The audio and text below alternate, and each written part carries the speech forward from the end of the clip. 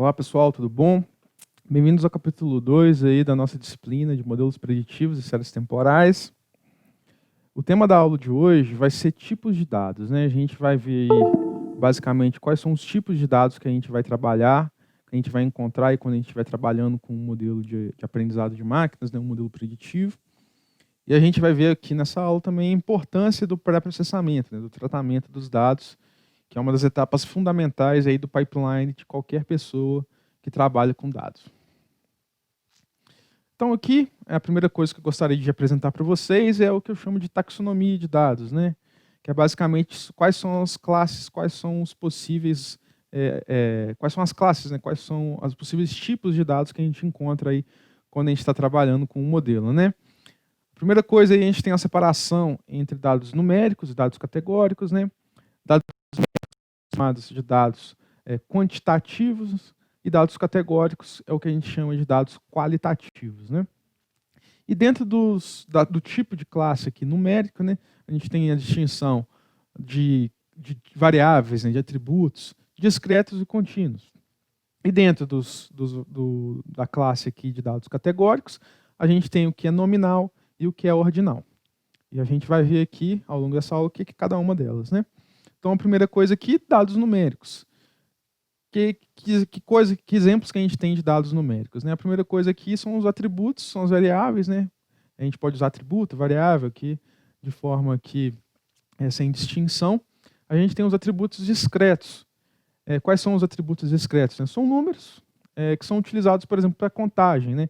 Então a gente tem contagem de elementos, número de páginas de livros, tamanho de sapato. Então são variáveis que são numéricas, né? A gente consegue fazer operações de mais, de menos, multiplicação, mas elas são discretas, não possuem valores ali quebrados. Então é 1, 2, 3, 4.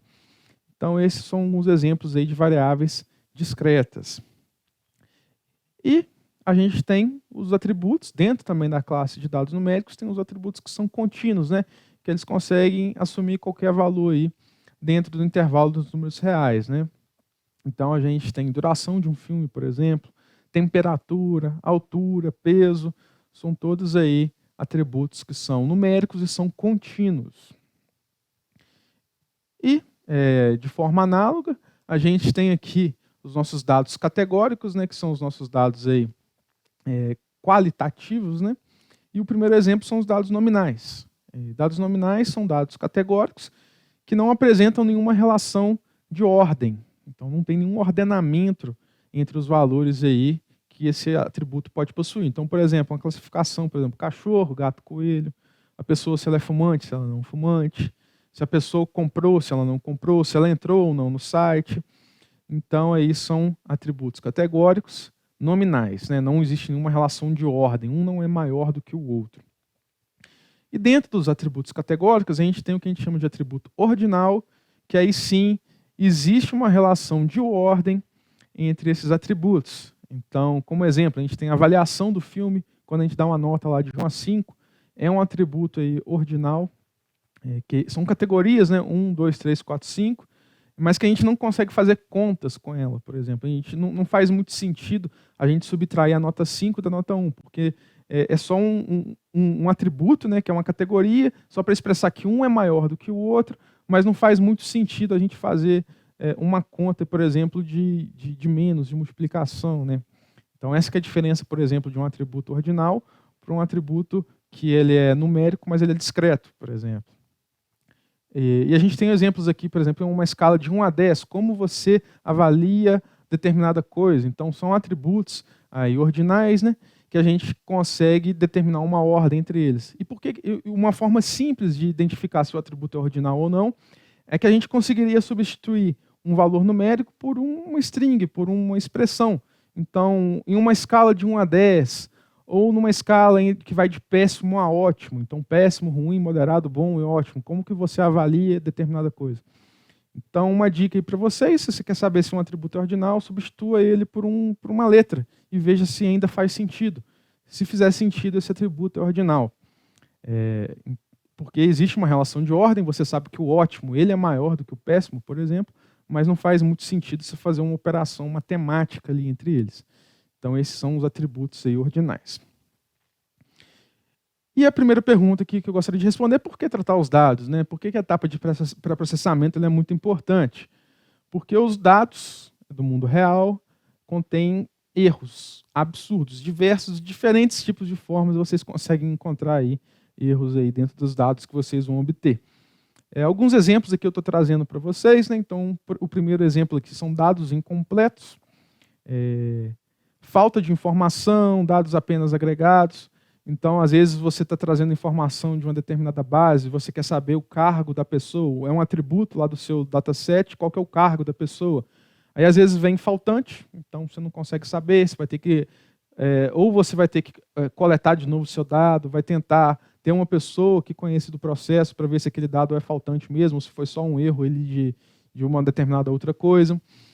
A gente tem ruído no nosso dado, então tem erros ou anomalias que a gente pode ter. Então, por exemplo, se a gente estiver coletando, por exemplo, qual que é o salário estimado de uma pessoa, aí vem lá na nossa base um valor negativo, né?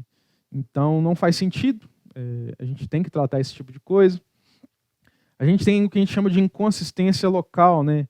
Que são quando dois atributos derivados um do outro não batem, né? Então, se você tiver lá na sua base de dados uma determinada pessoa, onde você tem um atributo que fala a idade e outro que fala a data de nascimento. Aí vamos supor que a gente está aqui em 2020, por exemplo, um exemplo, né? A idade da pessoa é 18 anos e na base de dados lá está que a data de nascimento é 1960. Então não faz sentido, né? Então a gente tem que tratar esse tipo de informação. E a gente tem o que a gente chama também de inconsistência global, né? Que são dados indistinguíveis. Então, por exemplo, se numa base de dados simplesmente todo mundo tiver a mesma data de nascimento.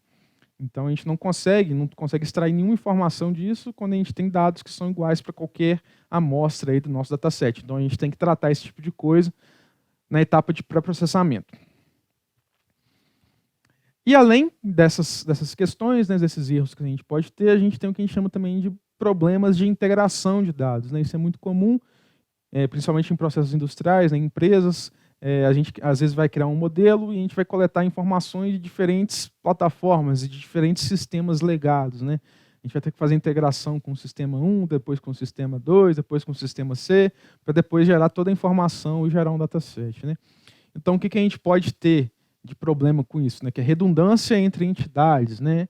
Que é quando a mesma entidade pode ter nomes diferentes em diferentes bases de dados, né? Então, a gente pode, por exemplo, reduzir esse problema através de técnicas de deduplicação aí de dados, né? Redundância entre atributos, né?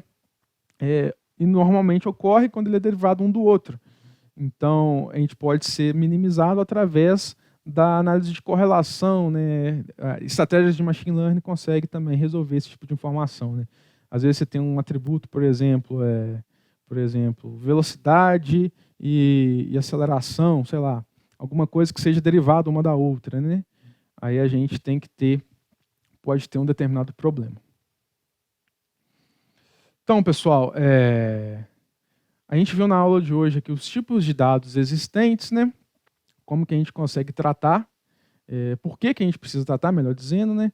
E a importância aí do pré-processamento de dados aí na hora que a gente estiver coletando, né? Fazendo aí o nosso dataset mínimo, né? Estruturando o nosso dado. E na próxima aula a gente vai começar com algumas técnicas aí para tratamento de dados numéricos. Beleza? Até a próxima aula.